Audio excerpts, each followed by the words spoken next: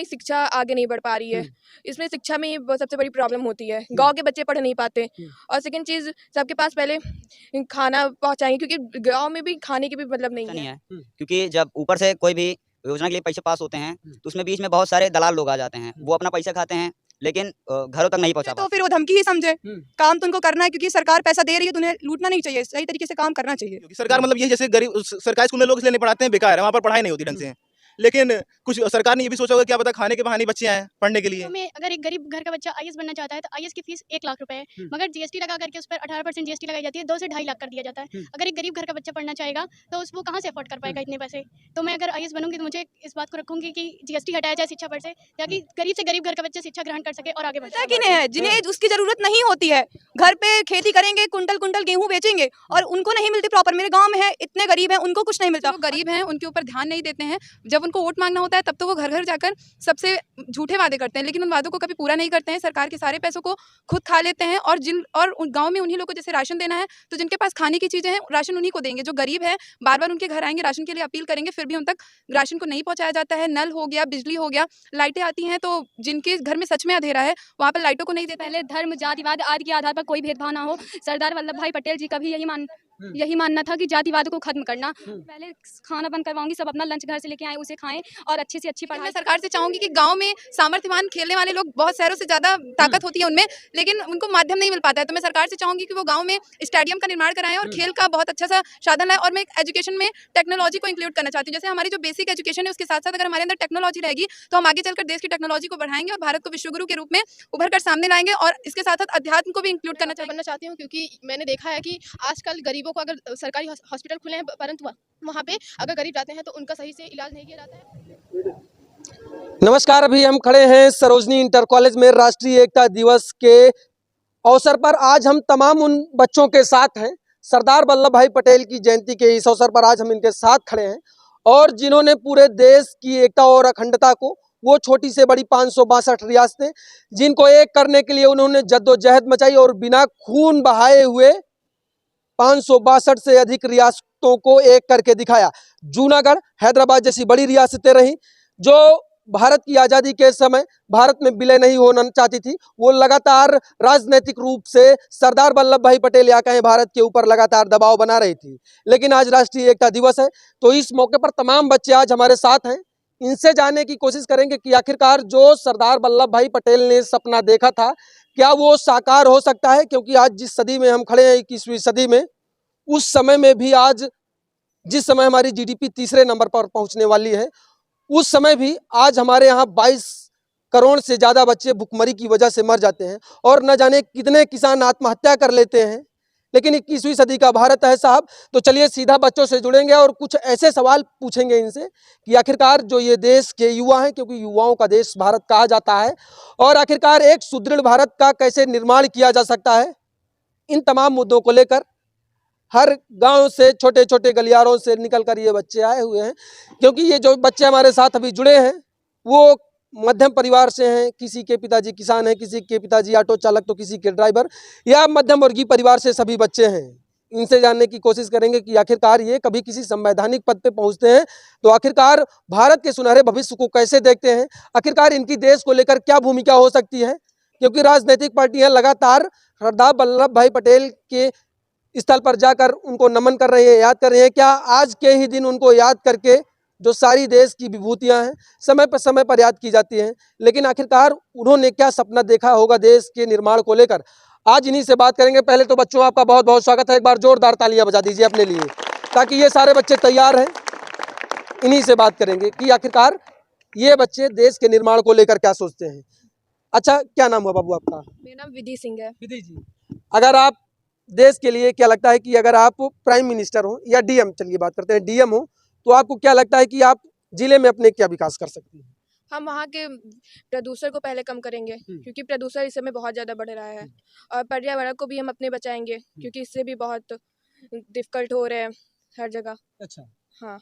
तो अच्छा, बात करें अगर आप प्रदूषण की बात कर रही हैं, जो तेजी से चाहे ध्वनि प्रदूषण हो या गाड़ियों से निकलने वाले धुएं का प्रदूषण हो, तो उस पर रोकथाम लगाने का कोई एक उपाय तो बहुत है। हम पेड़ लगा सकते हैं प्रदूषण, और ज़्यादा ऑटो नहीं चलाएंगे तो इससे प्रदूषण नहीं होगा। और ज़्यादा कूड़ा करकट नहीं करेंगे हर जगह, तो इससे प्रदूषण बच सकता है। चलिए प्रदूषण इनके लिए ज़्यादा तालियां बजाइए। पेड़ पौधे अगर हम लोग लगाते हैं तो वास्तव में देश के भविष्य का निर्माण करते हैं, क्योंकि जिस तरीके से प्रदूषण बढ़ रहा है वैसे ऑक्सीजन की धीरे धीरे कमियां होती जा रही हैं। पेड़ लगाएं, इलेक्ट्रिक वाहन का यूज़ करें, तमाम ऐसे मेट्रो ट्रेन लगातार सरकार चला ही रही है, इनके लिए बेहतर। आप क्या कर सकती हैं अगर आप गाँव की प्रधान हो? क्या लगता है कि आप गाँव के लिए क्या बेहतर कर सकती हैं? सर सबसे पहले तो मैं अपने गांव में रह रहे सभी लोगों को जो सरकार की तरफ से हमें सुविधाएं दी जाती हैं उसको हम सरकार तक पहुंचाएंगे। अक्सर प्रधान क्या करते हैं, जैसे सरकार ने हमें नल दिया, हमें जो भी सुविधाएं देती हैं, प्रधान खुद करप्ट हो जाते हैं। वो जो सरकार के द्वारा दी हुई चीज़ों को गांव के लोगों तक नहीं पहुंचाते हैं, वो अपना ही भला करने लगते हैं। बड़े बड़े मकान अपना खुद का बनाएंगे, गांव में जो लोग गरीब हैं उनके ऊपर ध्यान नहीं देते हैं। जब उनको वोट मांगना होता है तब तो वो घर घर जाकर सबसे झूठे वादे करते हैं, लेकिन उन वादों को कभी पूरा नहीं करते हैं। सरकार के सारे पैसों को खुद खा लेते हैं और गांव में उन्हीं लोगों को जैसे राशन देना है तो जिनके पास खाने की चीज़ें हैं राशन उन्हीं को देंगे। जो गरीब है बार बार उनके घर आएंगे, राशन के लिए अपील करेंगे, फिर भी उन तक राशन को नहीं पहुंचाया जाता है। नल हो गया, बिजली हो गया, लाइटें आती हैं तो जिनके घर में सच में अंधेरा है वहाँ पर लाइटों को नहीं देते हैं। सड़कों पर लाइटें लगाने के लिए आती हैं तो सड़कों पर अच्छे से लाइटों को नहीं लगवाते हैं। और जहाँ जिनके घर में पानी नहीं है उनको हमें नल सबसे पहले दिलाना चाहिए। मतलब जो मूलभूत आवश्यकताएं हैं लोगों की, वो सरकार की, चाहे वो प्रधान हो या कोई भी हो, मूलभूत लोगों को नहीं मिल पा रही है। हाँ सर, मूलभूत लोगों को इसके नहीं। लिए आप क्या कर सकती हैं? जब आप प्रधान हुई कभी गांव की तो क्या कर सकती हैं हाँ उसके लिए? सर, अगर मैं गांव की प्रधान हुई तो मैं घर घर जाकर सभी लोगों की ज़रूरतों को मैं पूछूंगी और उनकी जो कमियां हैं और जो मुझे सरकार द्वारा जो मुझे सुविधाएं प्राप्त होती हैं मैं उन लोगों तक पहुंचाने का प्रयास करूंगी। और अगर कोई प्रधान है अगर वो ऐसा काम कर रहा है तो मैं गवर्नमेंट से उसके खिलाफ कंप्लेन भी करूंगी। कंप्लेन करेंगे। लेकिन कई योजनाएं आती हैं जो सरकार की, जिन्होंने बात की, सरकार की कई योजनाएं आती हैं जो लोगों तक नहीं पहुंचती हैं। बच्चियां हैं, एक बात और करेंगे। ये बताइए कि सरकार की योजनाएं जो आती हैं वो मूलभूत लोगों तक नहीं पहुंच पाती हैं। सरकार को क्या करना चाहिए जो लोगों तक, जो जिनकी ज़रूरत है उनको आवास या कोई भी ऐसी योजना है जो उन तक पहुंच जाए? इसके लिए सरकार को क्या बदलाव करना चाहिए अपनी नियमावली में, क्या लगता है? सर वो प्रधान को मतलब आके गांव-गांव में देखे और बोले कि सबको घर-घर देख के सबको पहुंचाना चाहिए। और सरकार तो गांव-गांव नहीं पहुंच सकती है, न डीएम एसडीएम साहब तो पहुंच जाए तो बड़ी बात है, पीएम सीएम तो नहीं पहुंच सकते ना। No sir. लेकिन बदलाव कैसे लाया जा सकता है कि जो मूलभूत योजनाएं हैं, पैसा तो सरकार बहुत खर्चा करती है देश के लिए, गांव के लिए, योजनाओं के लिए, लेकिन योजना क्रमबद्ध तरीके से गांव में नहीं पहुंच पाती है। जी जरूर, क्या नाम हुआ साथी? सर शिवम प्रजापति। तालियां हो जाए इनके लिए एक बार। जी क्या कहेंगे सीएम जी? सर जैसे और भी हमारे मार्केट में जो प्रोडक्ट वगैरह आते हैं तो उसका प्रचार मतलब छोटे छोटे व्यक्ति के पास पहुंचाने के लिए बड़े बड़े एक्टर्स को पैसा दे दिया जाता है, उनसे उनके द्वारा एडवर्टाइजमेंट करवाया जाता है। यदि सरकार कोई अपना जैसे नई नीति निकाल रही है तो वो हर एक व्यक्ति के पास इतनी आसानी से नहीं पहुंच पाएगी। जैसे मैक्सिमम लोग टीवी देखते हैं या बहुत सारे सोशल मीडिया का यूज़ करते हैं, तो यदि उस पर एडवर्टाइजमेंट करें तो हो सकता है। नहीं तो जैसे पोस्टर वगैरह अपने चुनाव के लिए लगाते हैं तो उसका भी क्या नाम है उस तरीके से निरूपण करके लगाया जाए, व्यक्त किया जाए तो अधिकतर लोगों के पास तो जरूर ही पहुंच जाएगी। और सरकार क्या करती है कि ऊपर से नीचे तक मतलब अधिकारियों के द्वारा भेजती है तो उन्हीं लोगों तक सीमित रह जाता है। यदि अभी कोई भी नई योजना निकल जा रही है तो जो बहुत ज़्यादा शिक्षित है या जो उसमें जैसे जो न्यूज़ वगैरह पढ़ता है उसी तक पहुँचेगी। और सभी लोग तो काम की चीज़ तो कोई नहीं, ज़्यादातर लोग नहीं देखते हैं। जैसे हम लोग हैं, जैसे गांव के लोग हुए तो फालतू चीज़ देखें, जैसे मूवी हो गया, पिक्चर हो गया, सोशल मीडिया सबको ज़्यादा यूज़ करेंगे तो उन तक ये शायद पहुँच सकती है। मतलब मनोरंजन की चीजें लोग ज्यादा देखते हैं, जो जानकारी एडवर्टाइजमेंट करके पहुंचाएं तो क्या पता नीतियां पहुंच जाएं। एडवर्टाइजमेंट होना चाहिए उसका। हाँ मेरे क्या लगता है कि क्यों सरकारी योजनाएं जो मूलभूत लोग हैं, जो गरीब तबके के लोग हैं, उन तक क्यों नहीं पहुंच पा रही, क्या लगता है? सर इसका बेसिकली रीज़न करप्शन ही है, क्योंकि जब ऊपर से कोई भी योजना के लिए पैसे पास होते हैं तो उसमें बीच में बहुत सारे दलाल लोग आ जाते हैं। वो अपना पैसा खाते हैं लेकिन घरों तक नहीं पहुंचा पाते हैं जिनको उनकी सच में आवश्यकता होती है। मतलब करप्शन मेन कारण है। Yes sir. चलिए इनके लिए तालियां बजाइए। और ये छोटा सा सवाल, इसका और कौन जवाब देना चाहेगा? जी क्या कहेंगे? क्या नाम हुआ? My name Riya Singh.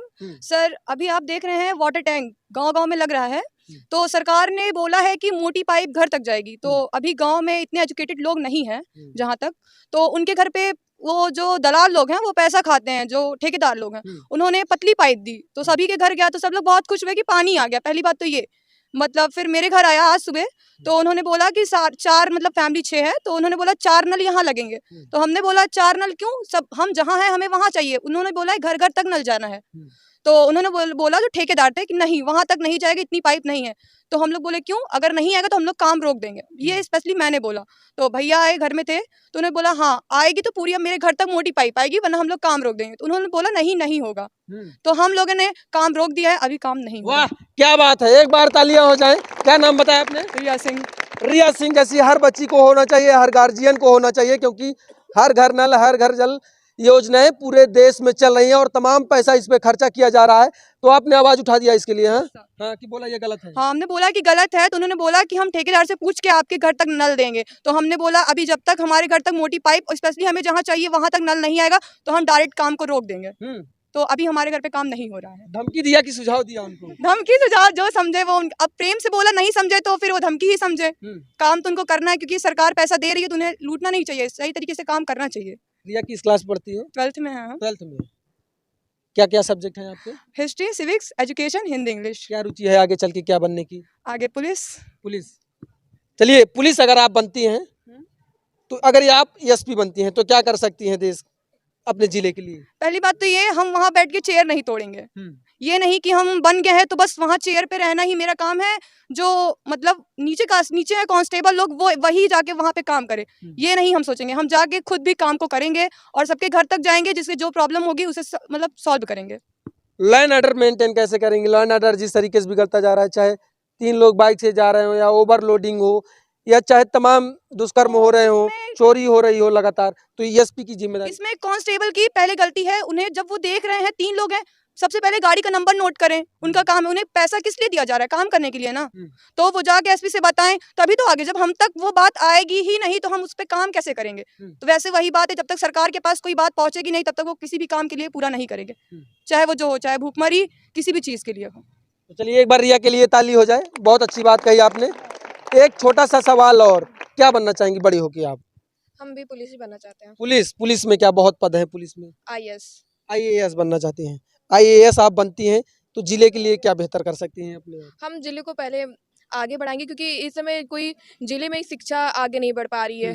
इसमें शिक्षा में ही सबसे बड़ी प्रॉब्लम होती है। गांव के बच्चे पढ़ नहीं पाते और सेकंड चीज़ सबके पास पहले खाना पहुंचाएंगे क्योंकि गांव में भी खाने की भी मतलब नहीं है, कमी। 5 किलो राशन तो मिल रहा है सब लोगों को? अब बहुत लोग के पास नहीं जाता है। हाँ लेकिन अब तो ज्यादातर लोगों को मिल रहा है। हाँ ज्यादातर हमारे गांव में मिलता है कि नहीं है, जिन्हें उसकी जरूरत नहीं होती है। घर पे खेती करेंगे, कुंटल कुंटल गेहूं बेचेंगे और उनको नहीं मिलती प्रॉपर। मेरे गांव में है, इतने गरीब हैं, उनको कुछ नहीं मिलता। हमारे घर में हम तो खुद अपने घर को ले रहे हैं, हम किसी भी घर के नहीं जाएंगे।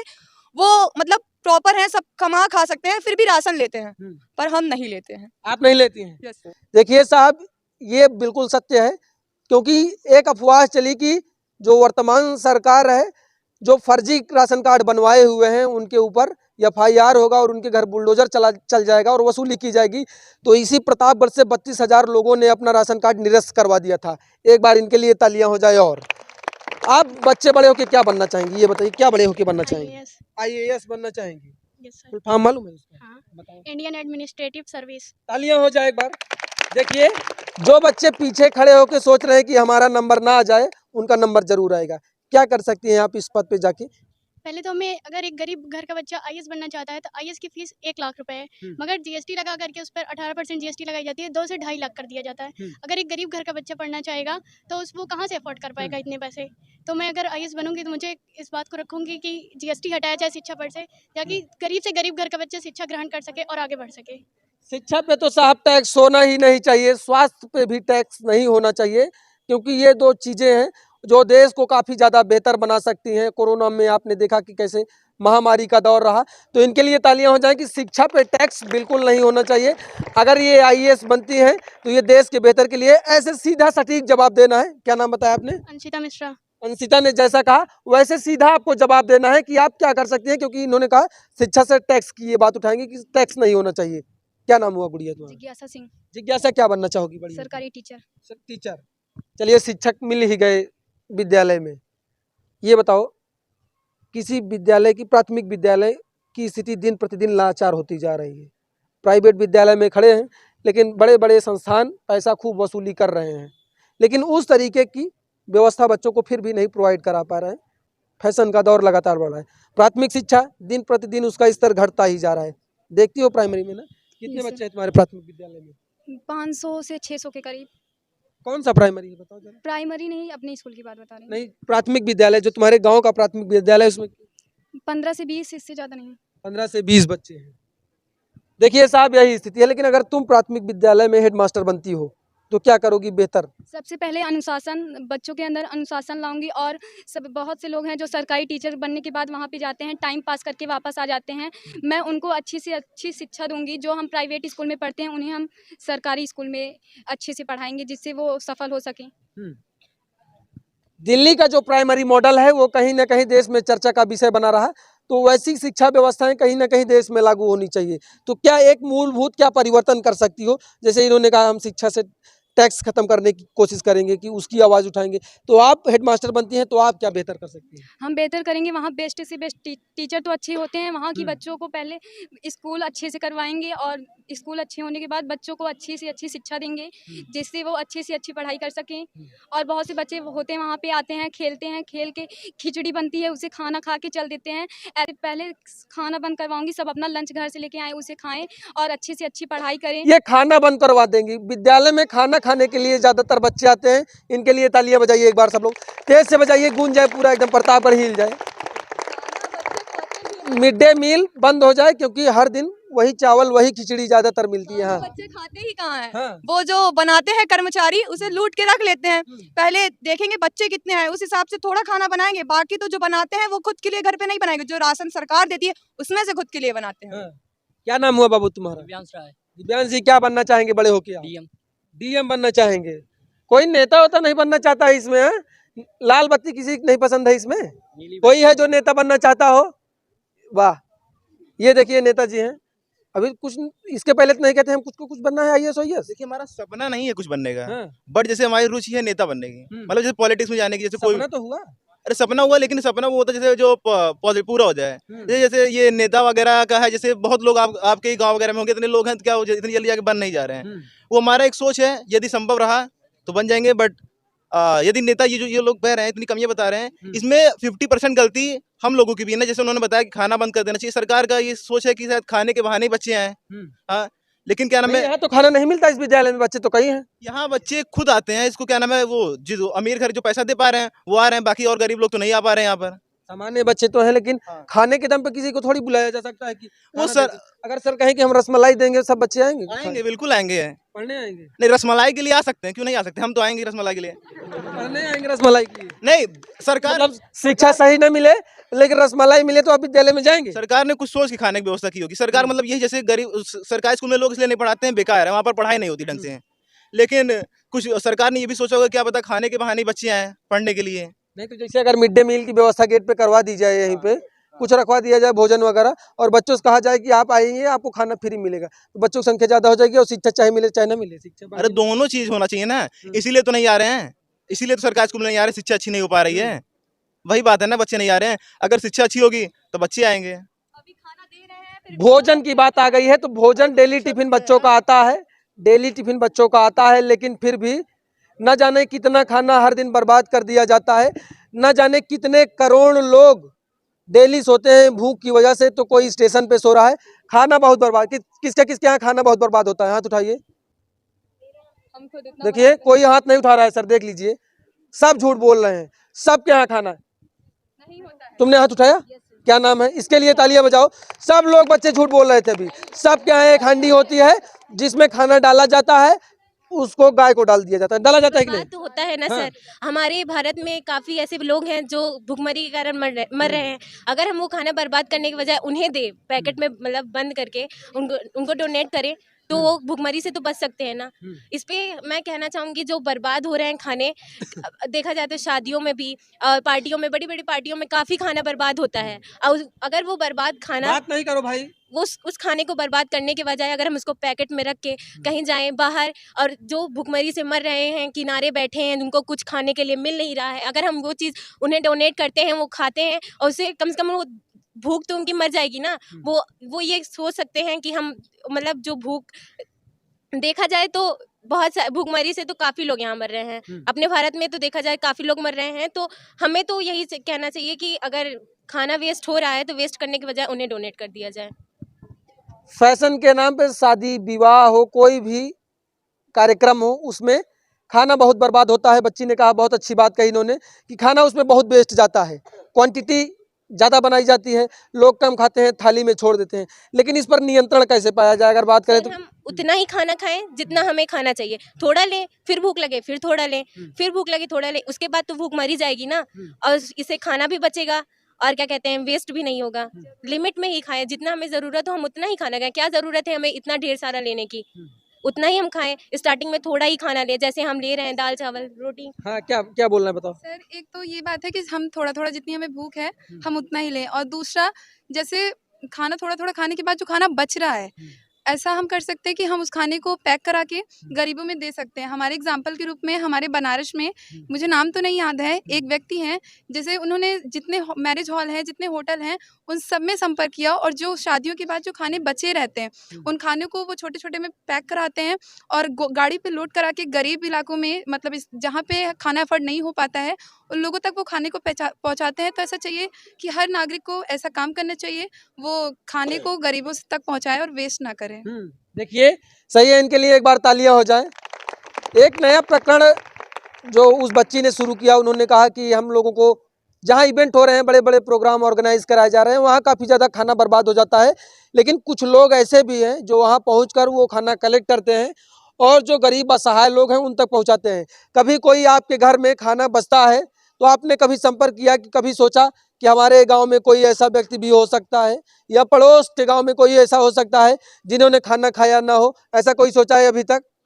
हाँ, खाना तब तक खराब हो चुका होता है, उनके पास ले जाने का कोई फायदा रहता नहीं है। नहीं, जैसे 9 बजे तक, तो 7-8 बजे तक गांव में लोग खा लेते हैं। 8 रोटी बच गई, चावल बच गया, कढ़ी बच गई, दाल बच गई, चावल बच गई, उस टाइम में रहता है कि बचता है तो वो सुबह वेस्ट नहीं होने देते। हम लोग को ये सोचते हैं कि सुबह खा लेंगे, फ्रिज में करते हैं, रेफ्रिजरेट होता है, हम लोग सुबह खाते हैं, खाना वेस्ट नहीं करते। और हम खुद इतना बनाते हैं कि एक बार के सिवा दोबारा कोई खाना मांगेगा तो मेरे पास नहीं रहता है। हाँ।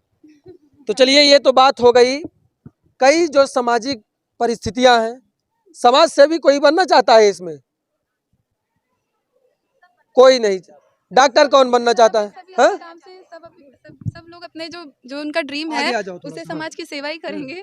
हम सब सोसाइटी की सेवा समाज की सेवा कोई नहीं करता है, यही यथार्थ है। जब किसी संवैधानिक पद पर लोग पहुंच जाते हैं तो सिर्फ उसका उपभोग करते हैं, तब देश के विकास को या गांव के विकास को वहीं छोड़कर किनारे हो जाते हैं। क्या नाम है गुड़िया? मेरा नाम सोनाली वर्मा है।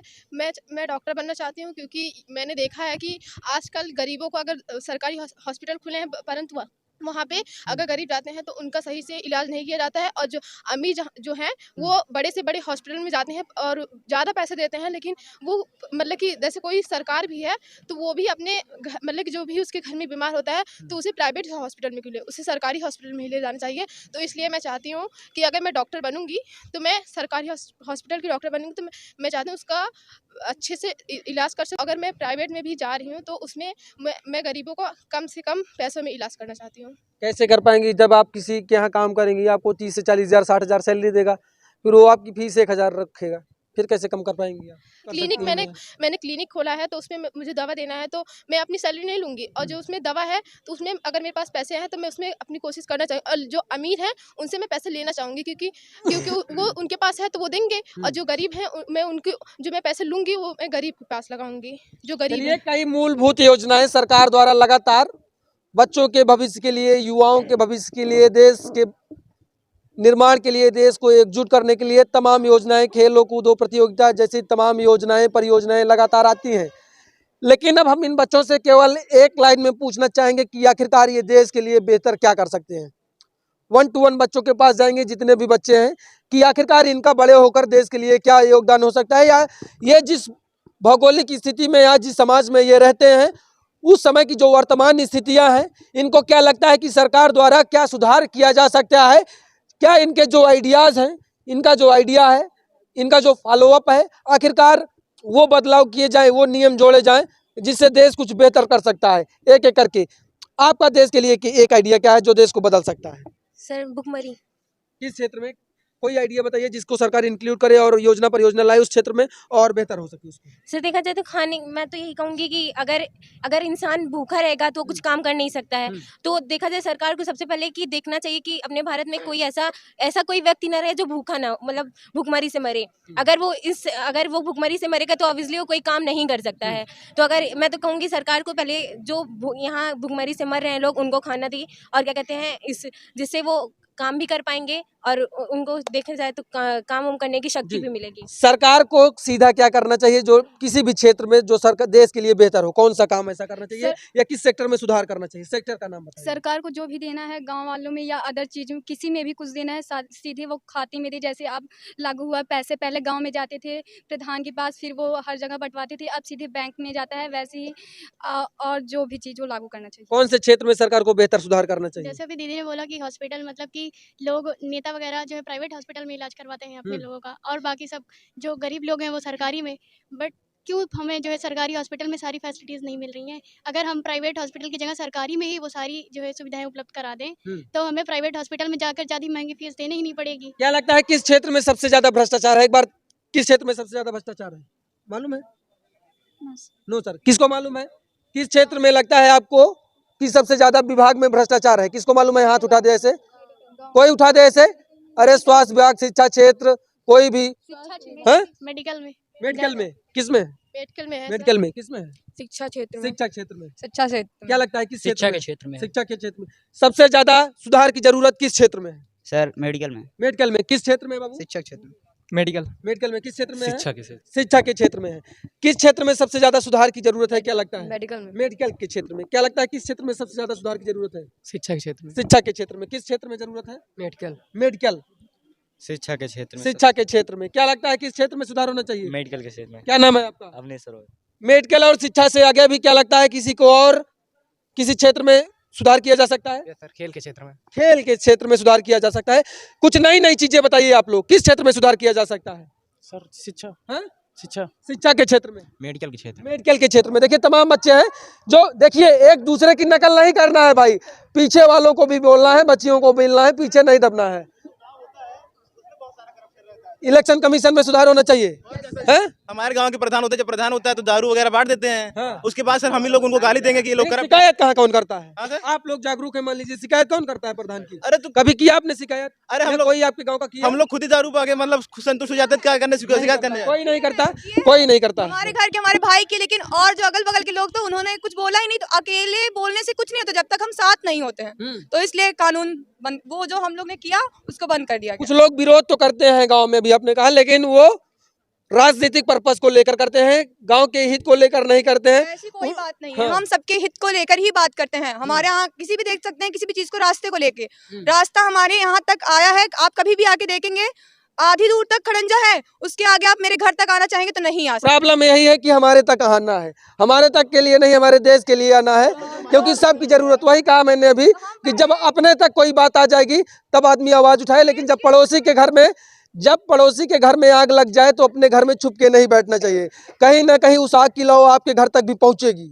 अगर वो आग आप चाहते हैं उसकी लौ आपके घर ना पहुंचे तो पड़ोसी की मदद की जाए, या आप जागरूक हैं तो आप उनका सपोर्ट कीजिए, उनके बारे में बताइए। सरकार द्वारा कोई भी नीति आती है तो आप लोग कोऑपरेट कीजिए, लोगों में जागरूकता लाइए कि ये योजनाएं शिक्षा के क्षेत्र में या स्वास्थ्य के क्षेत्र में चल रही है, जिससे आप एक बेहतर समाज एक बेहतर समाज बना सकते हैं। एक मिनट, क्या कहेंगे? हाँ। तो हमारे देश में सर इतने सारे चुनाव होते हैं तो इसकी वजह सर हम ये कर सकते हैं ना, one nation one election. Sir यहाँ पर सर जैसे जो इतने चुनाव होते हैं इसमें अलग अलग पार्टियां रहती है, केंद्र पर कोई और बैठी है, राज्य पर कोई और बैठी है, और अलग अलग क्षेत्र में कोई और बैठी है।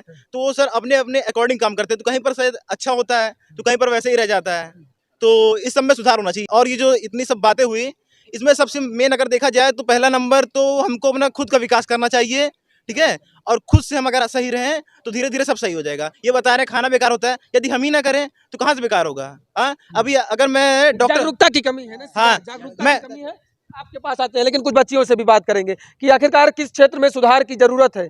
क्या लगता है किस क्षेत्र में सुधार की जरूरत है गुड़िया? सर प्रशासन। प्रशासन को सही होना चाहिए। इनके लिए तालियां बजाइए। अलग बताया, सब लोग शिक्षा और स्वास्थ्य के क्षेत्र में अटके हुए हैं। किस क्षेत्र में लगता है कि सुधार होना चाहिए? चिकित्सा के क्षेत्र में। चिकित्सा के क्षेत्र में होना चाहिए। क्या लगता है गुड़िया, किस क्षेत्र में सुधार होना चाहिए? प्रशासन। प्रशासन। क्या लगता है गुड़िया?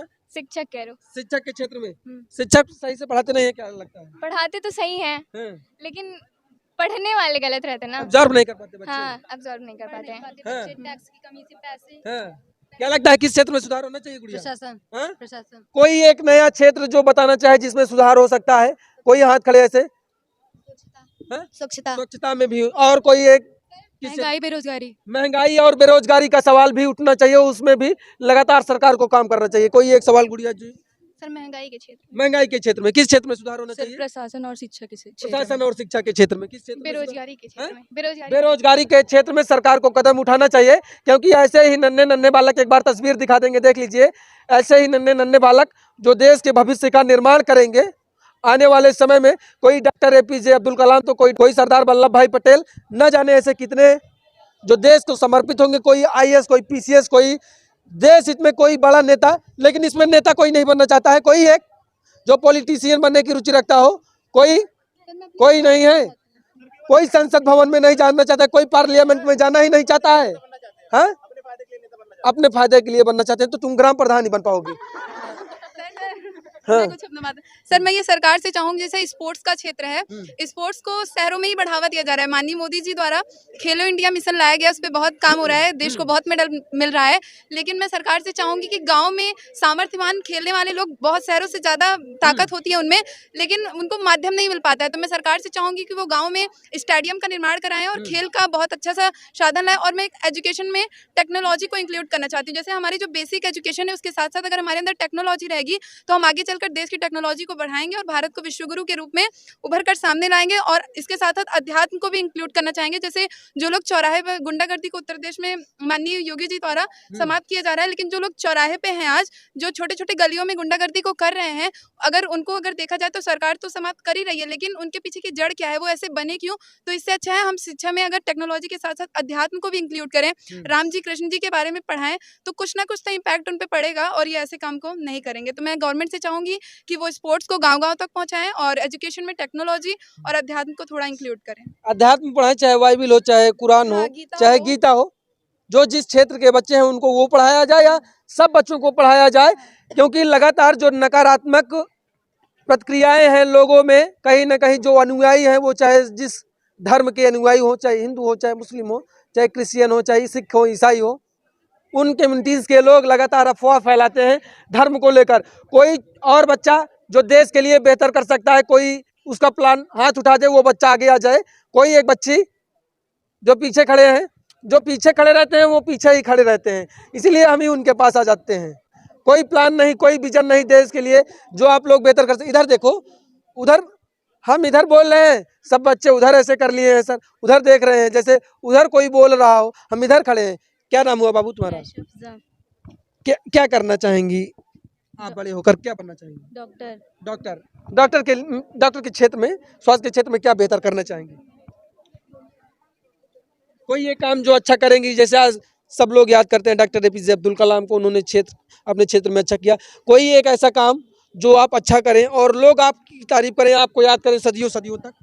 सर जैसे कि अरे डॉक्टर में फीस वगैरह इतना ज़्यादा रहता है, उसको मतलब कम करें ताकि जो गरीब लोग रहते हैं वो भी आराम से आके दिखा सकें। अच्छा, यस सर। मतलब फीस अपनी आप कम रखेंगी। क्या नाम हुआ तुम्हारा? सहला मंसूरी। क्या बड़े होके बनना चाहेंगी भैया? डॉक्टर बनेंगी। क्या बेहतर करेंगी आप? सबसे पहले तो इतनी महंगाई है, इतनी महंगी दवा मिलती है, उसको सस्ते कराएंगे। जो इतना टैक्स रहता है उसको कम कराएंगे और अच्छे से अच्छा इलाज कराएंगे। अच्छे से अच्छा इलाज भी देंगे। कोई और बच्ची बोलना चाहिए? इधर आ जाओ, आगे आ जाओ थोड़ा। क्या नाम हुआ गुड़िया? साक्षी तिवारी। साक्षी, बड़े होके क्या बनोगी? डॉक्टर बनोगी।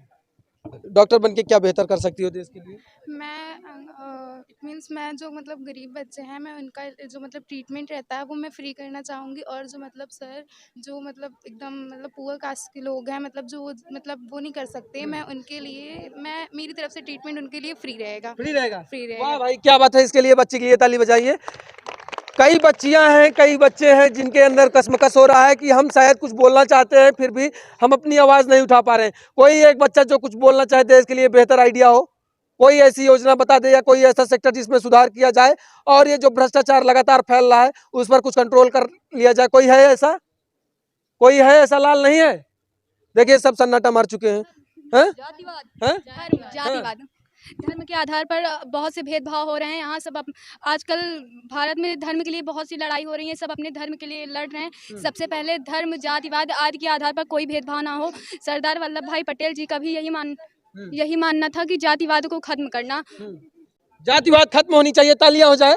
धर्म के नाम पे ना लड़े कोई एक दूसरे से, ये होना चाहिए, क्योंकि आज आप राष्ट्रीय एकता दिवस मना रहे हैं और सरदार वल्लभ भाई पटेल जी के याद में हम लोग आज एकत्रित हुए हैं देश समाज को एकत्रित करने के लिए। क्या कहेंगी? जो लगातार, कोई धर्म बुरा नहीं है, लेकिन जो धर्म गुरु हैं वही समाज में विकृतियां फैला रहे हैं, वही एक दूसरे से लड़ा रहे हैं। वो चाहे धर्म हिंदुओं का हो, चाहे धर्म इस्लाम हो, वो ईसाइयों का धर्म हो। धर्म कोई बुरा नहीं है, लेकिन जो उसके अनुयायी हैं, जानकारी के अभाव में, शिक्षा के अभाव में, लोगों को जानकारी नहीं है, उस क्षेत्र में लोग लगातार अफवाह फैलाते हैं और फिर लोगों को गुमराह किया जाता है। क्या कह रहे हैं? पहली बात तो ये, हमें जातिवाद को रोकना चाहिए।